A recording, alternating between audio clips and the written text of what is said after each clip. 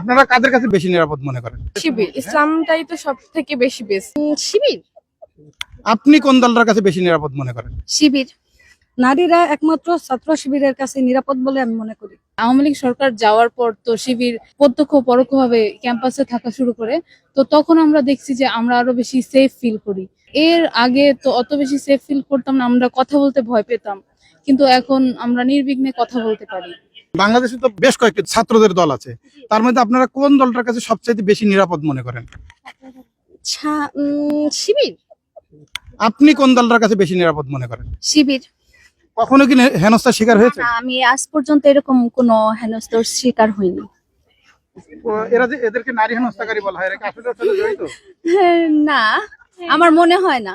আচ্ছা, আপনি কি কখনো পেয়েছেন যে কোনো শিবির নারী হেনস্থা? এরকম কখনো দেখি নাই। আবার বলেন। এরকম কখনো দেখিনি আমরা। আপনারা কাদের কাছে বেশি শিবির, ইসলামটাই তো সব থেকে বেশি বেস্ট, এটা তো ভালো। সব কারণ কি শিবিরের কাছে কেন বেশি সেফ মনে করতেছেন? কারণ ইসলাম কখনো সবসময় মেয়েদেরকে গাইড দিয়ে আসছে, কখনো আমরা কখনো হেনস্থার শিকার হই না, বা সব দিক থেকে প্রোটেক্ট করছে।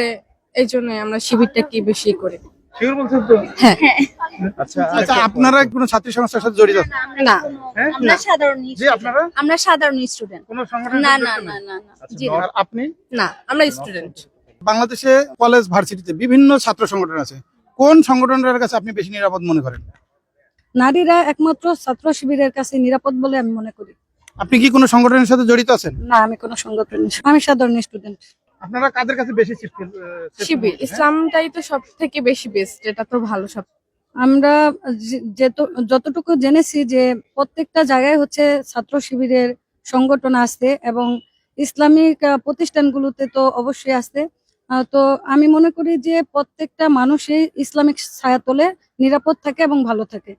আর আমি আমাদের সবাইকে আহ্বান করব যে আমরা অবশ্যই, যেহেতু ইসলাম ধর্ম আমাদের এবং ইসলামিক ভার্সিটিতে পড়ি, আমরা অবশ্যই এটা মেনে চলবো, এবং নেক্সট টাইম ছাত্র শিবিরের সাথে আমরাও একমত হব বা একভাবে চলার চেষ্টা করব, একসাথে চলার চেষ্টা। বাংলাদেশ ইসলামী ছাত্র শিবিরের বিপক্ষে একটি ট্যাগ লাগানো হচ্ছে যে এরা নারী হেনস্থাকারী। আসলেও কি শিবির কখনো নারী হেনস্থা করে? কখনোই না, একদমই না। এটা একদম ভুল ধারণা দিচ্ছে। আমরা পড়তেছি 1 বছরের উপরে, এবং আমরা এই ভার্সিটির অনেক ভালো রিভিউ দেখে আসছি। ইনফ্যাক্ট আমরা যে এতদিন পর্যন্ত পড়তেছি, আমাদের কোনো ভাইয়ারা বা সিনিয়র জুনিয়র যাই হোক, এখন পর্যন্ত মানে আমাদের ভার্সিটিতে হাই হ্যালো কিছু নাই, এবং কোনো বিরক্তর তো কিছুই নাই। আমরা খুব ভালোই আছি এখানে। আর এই ভার্সিটিটা সব থেকে সেফ আমার মতে মেয়েদের জন্য। শিবিরের নামে বিভিন্ন ধরনের ট্যাগ লাগানো হচ্ছে শিবিরের বিপক্ষে, আসলেও কি এরা নারী হেনস্থা করে?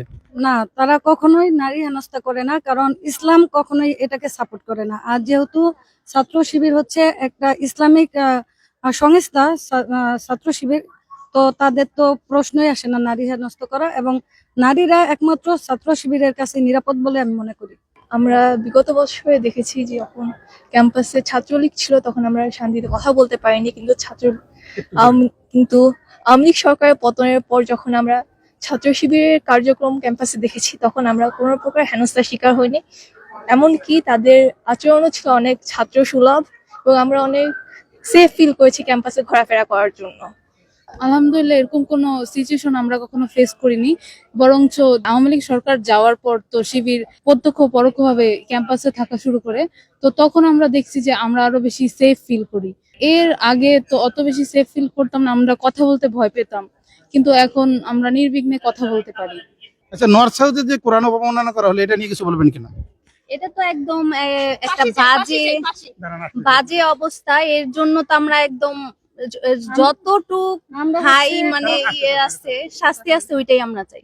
কোরআন হেনস্থাকারী সম্পর্কে কিছু বলবেন কিনা? হ্যাঁ, অবশ্যই কোরআন হেনস্থাকারীর সম্পর্কে অবশ্যই বলবো, কারণ কোনো ধর্মই হচ্ছে আরেকটা ধর্মকে অবমাননা করে এটা সাপোর্ট করে না, আমরাও করি না। আর এটা যেহেতু একটা ইসলামিক রাষ্ট্র, সেই হিসাবে তো আরো না। আর কোরআন অবমাননাকারী শাস্তি হচ্ছে মৃত্যুদণ্ড। তো আমরা চাইবো এমন কোনো তাকে শাস্তি দেওয়া হোক, যাতে কোনো মানুষ কোনো ধর্মের কোনো গ্রন্থকে অবমাননা করার সাহস না পায়। প্রত্যেকটা ধর্মের প্রতি যাতে সম্মান থাকে, এটা আমরা চাই।